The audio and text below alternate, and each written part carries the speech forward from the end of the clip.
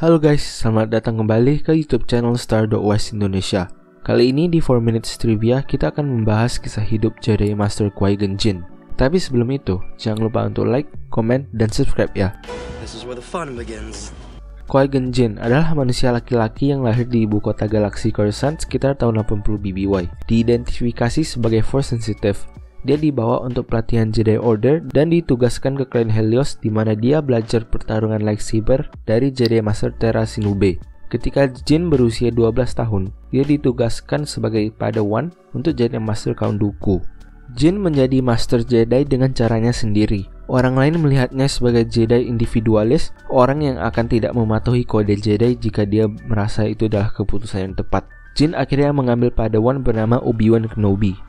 Pada satu kesempatan, Jinn dan Kenobi dikirim dalam misi ke planet Mandalore. Jinn dan Padawannya ditugaskan untuk melindungi Duchess Satine Kryze dari faksi New Mandalorian yang pasifis, yang telah menjadi sasaran para pemberontak. Pada sekitar 40 BBY, setelah Qui-Gon Jinn dan Obi-Wan Kenobi menyelesaikan misi di Pijal, Jedi High Council memberikan undangan kepada Jinn untuk bergabung dengan barisan mereka karena Master Polydapatian mengundurkan diri. Tapi Jinn memutuskan untuk menolak tawaran mereka karena Jinn lebih memilih mengikuti filosofi yang berpusat di sekitar kekuatan The Force.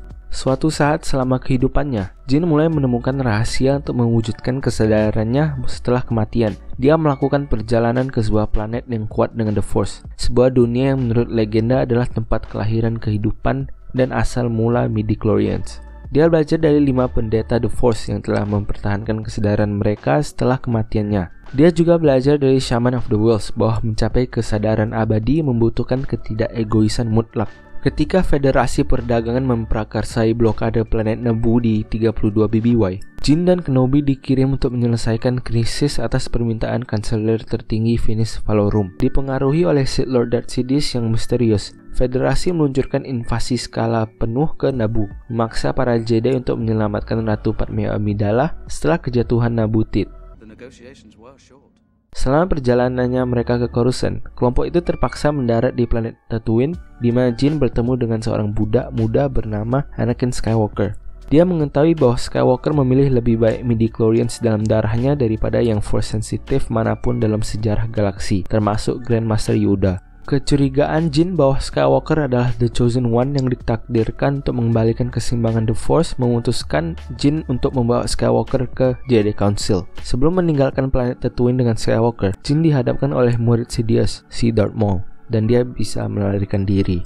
Di kuil Jedi, Jinn bersikeras bahwa Skywalker adalah The Chosen One dan oleh karena itu harus dilantik ke dalam Jedi Order. Namun Jedi Council menganggapnya terlalu tua, emosional, dan penuh dengan ketakutan dan kemarahan. Jinn lalu dibutuhkan untuk menyelesaikan situasi di Naboo, memaksanya untuk mengesampingkan rencananya untuk Skywalker.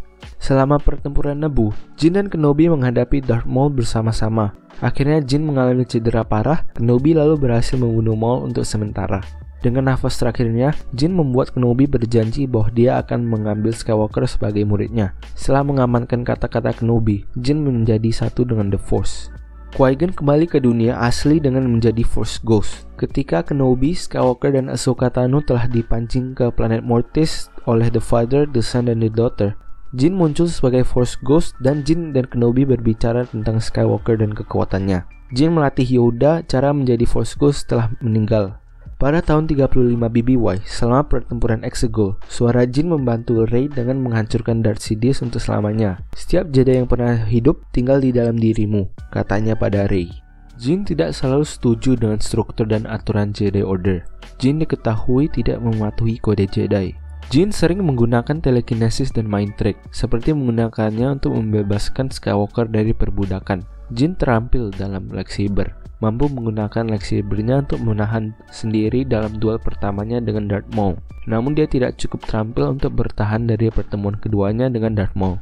Jinn adalah Jedi pertama yang tahu bagaimana mewujudkan kesadaran setelah kematian. Sampai menjelang Clone Wars, Jinn menyampaikan ajaran ini kepada Yoda dan Kenobi.